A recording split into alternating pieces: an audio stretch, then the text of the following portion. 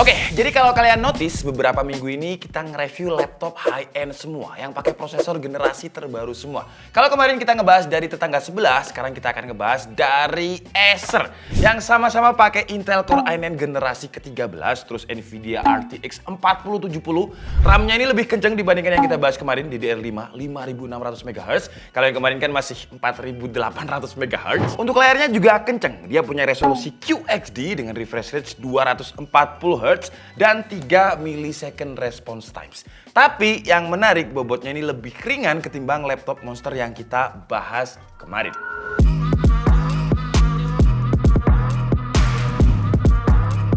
Kalau kalian notice, laptop-laptop high performance yang kita bahas kemarin, wah, bobotnya itu di atas 2,8 kg semua. Yang menarik, Acer Predator Helios 16 ini bobotnya di bawah itu.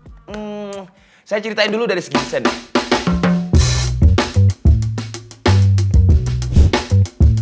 Jadi si Acer Predator Helios 16 ini punya desain yang berbeda dari Predator sebelumnya. Kalau yang dulu-dulu itu kan kelihatan bulky banget. Kali ini di Helios 16 dia kelihatan lebih rapi. Terutama bagian belakangnya ini saya suka karena dia itu belakangnya unik, bertekstur akrilik gitu. Saya itu selalu menganalogikan laptop gaming dengan mobil sport. Dan kalau kita lihat bagian belakangnya ini, wah, kesan gamingnya, kesan mobil sportnya, kesan kalau dia kenceng itu dapet banget. Tapi buat kalian yang nggak suka RGB, kalian bisa custom akriliknya tadi. Entah kalian bikin warna yang statis sesuai dengan warna kalian, ataupun kalian matikan juga bisa di software Predator Sense-nya ini. Dan menurut saya desainnya ini cukup bagus ya, karena jadi menggambarkan karakter laptop gaming flagship dari Acer. Dan satu lagi yang saya seneng adalah X-House-nya yang dibuat lebih rapi. Kalau yang kemarin kan kayak contohnya di seri Helios 300, dia itu cenderung gede dan agresif. Tapi kalau di Predator 16 ini dia cenderung lebih rapi dan kelihatan lebih elegan. Kalau kita ngomongin build quality, karena ini adalah laptop gaming kelas flagshipnya Acer, nggak ada masalah sama sekali build quality-nya. Dia nggak ada bunyi-bunyian yang kayak bahan murah.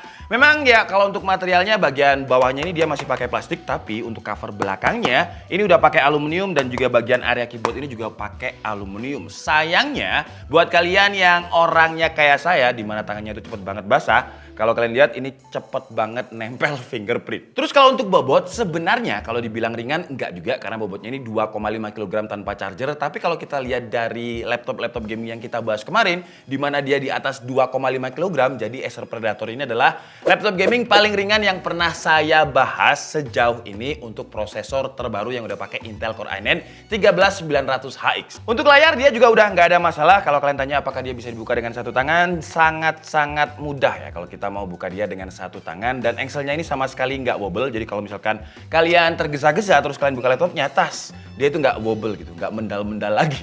Yang berarti build quality engselnya itu udah bagus. Sayangnya kalau misalkan kalian pengen cari fitur presentasi yang bisa dibuka sampai 180 degree, Acer nggak bisa. Mentok itu kira-kira segini aja bisa dibukanya. Terus kalau kita ngomongin layar, sesuai dengan namanya ya, Helios 16, layarnya ini berukuran 16 inch, panelnya IPS dengan resolusinya itu QHD+.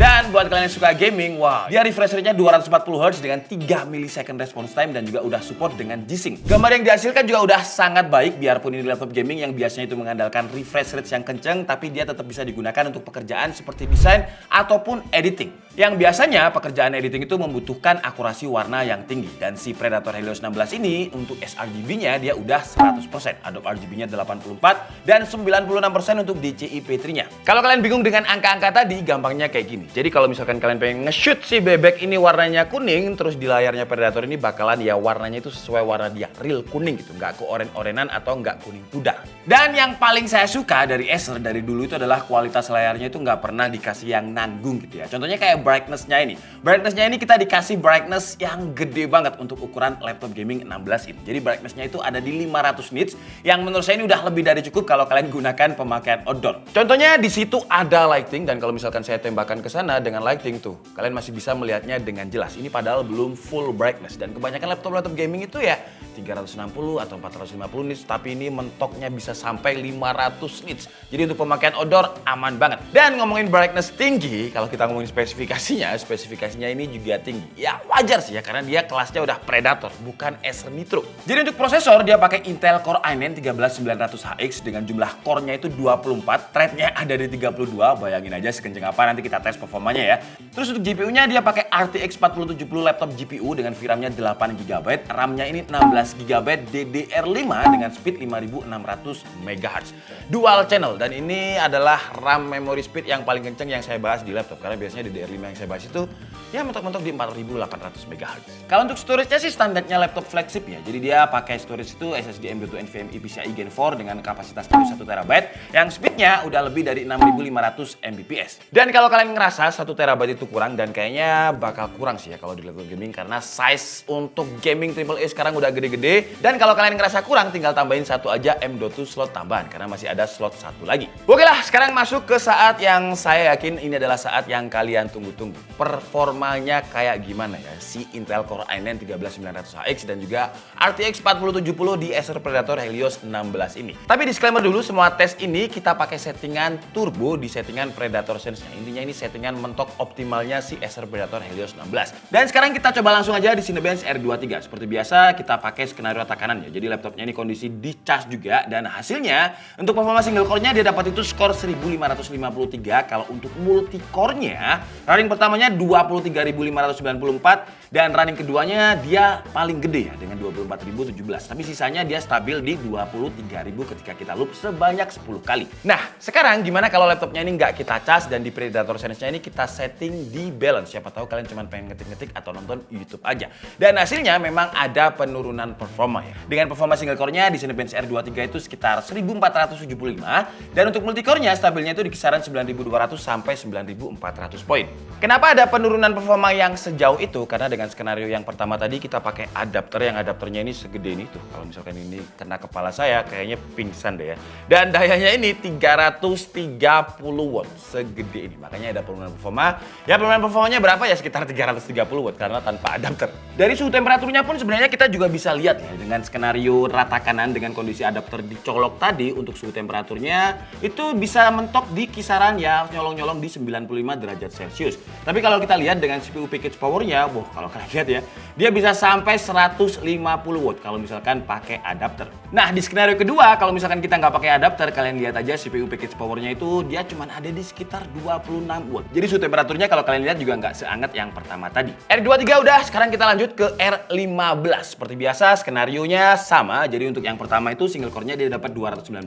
Untuk multi core-nya dia stabil di kisaran 3800 poin. Skenario kedua kita coba adapternya nggak kita cas ya, sama juga ada penurunan performa, single core-nya itu 76, dan untuk multi core-nya stabilnya itu di kisaran 1200 sampai 1400 poin. Kalau kita lihat suhu temperaturnya di Cinebench R15 itu nggak seanget di R23 tadi ya, dengan nyolong-nyolongnya itu di 90 derajat Celcius, padahal untuk CPU package power yang sama sekitar 140 watt lebih. Kalau adapternya dilepas, sama CPU package powernya itu di kisaran 26 watt, dan suhu temperaturnya juga nggak seanget ketika adapter dicolok di R15.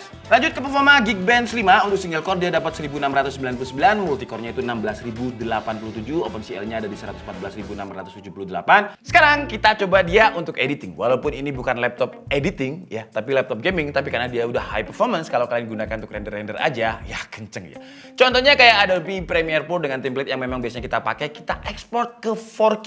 Dan hasilnya dia mampu merender dengan durasi waktu itu 1 menit 21 detik aja. Gimana kalau kita gunakan untuk 3D rendering? Seperti biasa pakai aplikasi Blender dengan template BMW. Untuk CPU rendernya dia mampu merender dengan durasi waktu 1 menit 55 detik, dan untuk GPU rendernya yang pakai 4070 ini dia mampu merender dengan durasi waktu nggak sampai 1 menit, cuma 30 detik aja. Nah kalau kita gunakan untuk Adobe Premiere Pro rendering 4K tadi, kalau kita lihat CPU package powernya dia cuma butuh itu sekitar 45 watt, cuma loncat sekali aja ke 70 watt. Untuk suhu temperaturnya juga ya dia mentoknya di 75 derajat Celcius, jadi nggak panas sama sekali. Nah kalau kita gunakan untuk CPU render, karena ini rendering 3D ya, jadi lebih berat kalau dibandingkan dengan rendering 4K video tadi, dan hasilnya mirip-mirip dengan Cinebench tadi. Jadi untuk suhu temperaturnya itu dia loncatnya di 95 derajat Celcius, tapi tetap diimbangi dengan CPU package power yang lebih dari 140 watt. Kalau kita lihat dari sistem coolingnya tadi, datanya tadi sebenarnya sistem coolingnya udah bagus ya di Cinebench R15, R23, dan juga di CPU render Blender tadi aman-aman aja. Dan hal ini juga ditujukan ketika kita tes pakai TimeSpy stress test. Jadi kita loop sebanyak 20 kali, dan untuk skor stability-nya dia dapat skor itu 99,9%. 9,6%. Wah, ini skor yang gede banget untuk sebuah Intel Core i9 generasi ke-13 dengan 4070. Terus kalau kalian tanya flash rate-nya dapat berapa? Dapatnya itu sekitar 26.000, time space test-nya dapatnya 12.804. Sekarang kita coba dia kalau kita gunakan untuk gaming. Kita coba game-game yang ringan dulu lah ya. Ya ini masa Predator tapi kita game Dota nggak apa-apa ya. Cuman pengen tahu aja. Jadi untuk Dota kita pakai resolusi bawaan laptopnya QHD Plus 2560x1600 dan di best looking. Hasilnya untuk average FPS dia dapat 187 FPS, maksimumnya bisa 220 FPS, minimumnya aja 155 FPS. Genshin Impact dengan resolusi yang sama, grafiknya juga rata kanan, dia stabil 60 FPS, gak ada masalah. Nah sekarang kita coba di game-game RTX ya. Kita coba dulu di game Tomb Raider dengan resolusi QHD, grafiknya ada di Ultra, dan hasilnya untuk average FPS dia dapat masih 106 FPS. Ingat ini bukan resolusi Full HD ya, tapi QHD. Dan maksimum FPS-nya itu di 121. Kita naik lagi, kita coba di Assassin's Valhalla, resolusi yang sama QHD+, grafiknya ultra high, ray tracing on dan DLSS-nya kita matikan. Hasilnya untuk average FPS dia dapat 68 FPS, masih sangat playable untuk dimainkan, maksimumnya 77 FPS, drop FPS-nya aja cuma 54, gak pernah di bawah 50 FPS. Gimana kalau kita coba untuk Watch Dogs Legion dengan resolusi yang sama, ray tracing-nya medium, DLSS-nya kita matikan, grafiknya ada di very high. Dan hasilnya untuk average FPS dia dapat 72 FPS, maksimum FPS-nya itu ada di 83 FPS, drop FPS minimum ada di 43 FPS. Jadi juga masih playable untuk minimum FPS-nya. Lanjut ke game Cyberpunk. Cyberpunk resolusi yang sama, grafiknya ultra, ray tracing on, DLSS juga mati, dan hasilnya average FPS dia dapat 62 FPS, maksimumnya 68 FPS, minimumnya 58 FPS. Jadi kalau kalian main game AAA, ray tracing kalian nyalakan dengan resolusi bawaan laptopnya QHD Plus itu bakalan aman-aman aja. Tapi kalau kalian ngejarnya sesuai dengan refresh rate monitornya yang 240 Hz, ya saran saya sih resolusinya diturunkan, beberapa grafiknya diturunkan, itu bakalan tembus sampai 200 FPS. Game tambahan kita coba di Far Cry ya. Far Cry ini resolusinya sama juga, grafiknya ultra dan hasilnya average FPS juga gede nih di Far Cry ini. Dia dapat 176 FPS, maksimumnya bisa 200 FPS. Minimumnya 155 FPS. Cuman di Far Cry ini kalau kita lihat suhu temperaturnya itu lumayan nih. Jadi dia di 96 sampai 100 derajat Celcius fluktuatifnya. Kalau untuk game Cyberpunk dia stabil di 90 derajat Celcius, aman-aman aja. Game Dota 2 malah 80 derajat Celcius, gak ada masalah. Assassin's Valhalla juga di bawah 80 derajat Celcius. Watch Dogs Legion suhu temperaturnya juga stabil di kisaran 95 derajat Celcius. Dan bukan cuma di suhu temperatur ketika gamenya aja yang aman, suhu permukaannya pun juga aman. Karena ketika kita lihat suhu permukaannya, ketika full load kita stress test, suhu tertingginya itu cuma ada di kisaran 35 derajat Celcius. Biasanya yang lain itu 40 derajat Celcius ke atas. Untuk suhu WASD-nya aja itu cuma 31 derajat Celcius. Jadi sistem coolingnya ini walaupun dia nggak sebongsor laptop gaming high performance yang kita bahas kemarin, tapi sistem coolingnya oke banget. Dan kalau kita lihat bagian dalamnya, ya coolingnya ini gila sih. Coolingnya ini kayak kelihatan serius banget. Jadi kita dikasih dual fan dan fan-nya di sini menggunakan Aero Blade generasi kelima. Jadi dia ada 89 bilah kipas dan 5 heat pipes yang diklaim meningkatkan 10% airflow dibandingkan dengan generasi sebelumnya. Biasanya brand-brand itu ya sesuka klaim-klaim mereka lah ya, tapi khusus untuk Acer Predator ini menurut saya klaimnya masih make sense karena data yang kita lihat itu sistem coolingnya bagus banget. Dan mumpung masih di bagian dalam, kalau kita lihat di bawahnya ini ada RAM, terus ada SSD, ada slot M.2 untuk kalian yang mau nambah storage, terus ada WiFi cardnya yang di sini udah pakai Intel Killer Wi-Fi 6E yang udah cukup stabil. Tapi karena kita tinggal di Indonesia ya, jadi walaupun dia udah support Wi-Fi 6E, saran saya sih tetap aja kalau misalkan kalian pengen main game dengan stabil, pakai koneksinya itu koneksi LAN, koneksi kabel. Terus di sebelah Wi-Fi-nya ini ada baterai yang cukup gede, kapasitas baterainya ini ada di 90 Wh. Dan untuk pengujian kita dengan video playback 1080p, brightness-nya 30%, hasilnya dia bertahan itu sekitar 5 jam 20 menit. Ya memang walaupun dia gede ya 90 Wh, tapi karena haus akan daya di Intel Core i9 dan juga Nvidia RTX 4070-nya, jadi ya wajar sih laptop gaming yang high-end kayak gini kalau baterainya gak bisa awet. Sama halnya kayak mobil sport, dia sisinya kenceng tapi habis-habisin bensin. Untuk waktu pengecasannya karena dia 330 watt ya, jadi lumayan kenceng. Untuk 0 ke 100% itu dia butuh waktu cuma sekitar 2 jam. Oh ya, dan ketika saya pakai si Acer Predator Helios 16 ini untuk gaming, saya sadar kalau sekarang tahun ini si Acer ini merubah portnya. Kalau tahun lalu dia kebanyakan di kanan, dan kalau di kanan semua itu jadinya kayak gak rapi tuh, kabel numpuk di sini. Tapi sekarang udah beda. Di sisi kanan itu tetap ada, tapi cuma ada 2 port USB Type-A 3.2. Di sisi kiri ada satu Ethernet port, ada satu USB Type-A 3.2, ada micro SD card dan audio combo jack. Nah, di belakangnya ada port-port yang bakalan sering banget kita pakai. Contohnya kayak DC-in, terus ada HDMI 2.1 dan ada dua buah USB Type-C Thunderbolt 4. Jadi karena portnya sekarang ada di kanan, kiri dan juga belakang, jadi nggak numpuk di sebelah kanan aja yang bikin kabel itu kelihatan ruwet. Ini oke sih. Selain port yang udah menunjang pekerjaan, keyboardnya pun juga. Keyboardnya ini didesain full size, jadi kita dapat sampai numpadnya juga. Terus dia juga punya perki RGB dan tentunya dia juga dilengkapi dengan shortcut yang cukup berguna. Contohnya kayak di tombol F8 untuk mute mic, sebelah tombol 6 lock ada shortcut untuk buka aplikasi Predator Sense-nya. Terus kalau kalian sadar di sebelah kiri itu ada tombol dedicated lagi, tapi ini bukan tombol power ya. Tombol powernya itu ada di kanan pojok atas. Nah, tombol yang ini adalah tombol untuk mengubah turbo mode dan normal mode pada Predator Helios 16 ini. Jadi sama kayak mobil sport yang ada nos-nya, kalau kalian butuh performa yang lebih gede lagi, tinggal pencet aja turbo mode-nya ini di bagian sini. Gak perlu buka Predator Sense, jadi lebih mudah karena ada shortcut.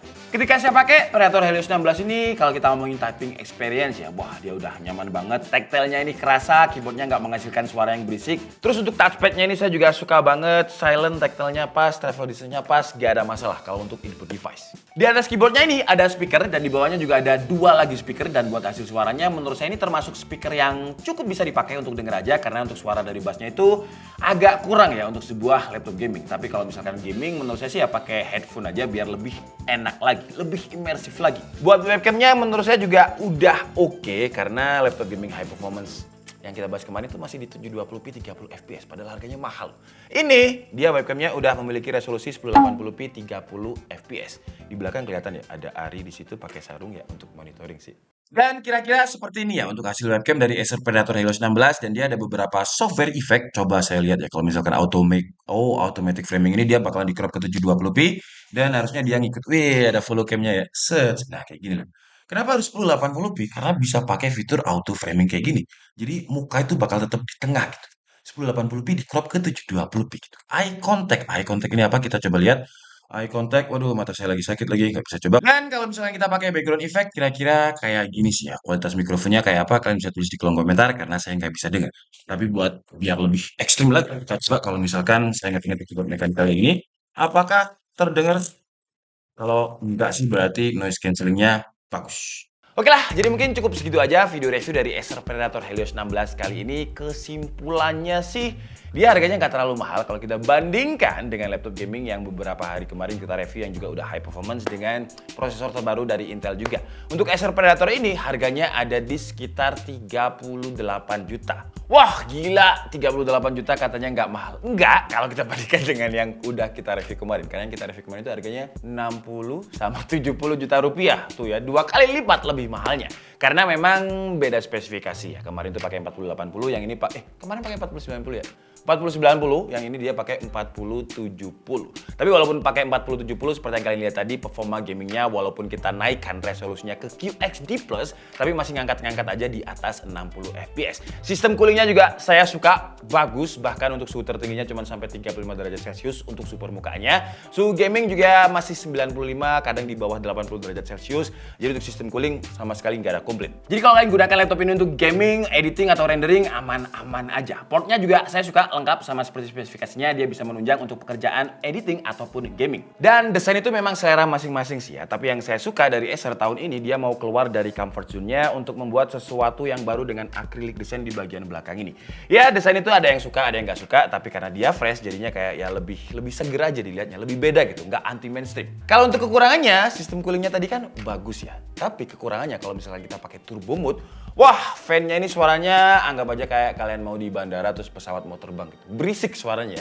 Tapi sekali lagi itu oke karena berisiknya ini diimbangi dengan suhunya yang terjaga. Kalau misalkan berisik bisa pakai headphone atau headset gaming sih ya. Jadi biar main gamenya itu juga lebih enak kalau misalkan pakai headset gaming. Kekurangan lain adalah speakernya menurut saya standarnya laptop gaming aja, nggak ada yang spesial ya, bassnya itu kurang. Terus battery health kalau dibilang kekurangan nggak juga sih ya, karena hampir semua laptop gaming high performance yang saya bahas ketika video playback ya dapatnya itu sekitar 5 jam 30 menit. Tapi intinya ya kalau kalian cari laptop gaming flagship yang udah pakai Intel Core i9 dan RTX 40 series dan cari harga yang murah, ini sebenarnya memang dia kalau dibilang murah nggak juga ya, 38 juta. Tapi dia memang yang paling murah, agak kontradiktif ya. Tapi dia paling murah kalau kita bandingkan dengan kompetitornya yang di atas 40 juta rupiah. Intinya kayak gitu. Saya Dika Budi and see you on the next video. Bye-bye.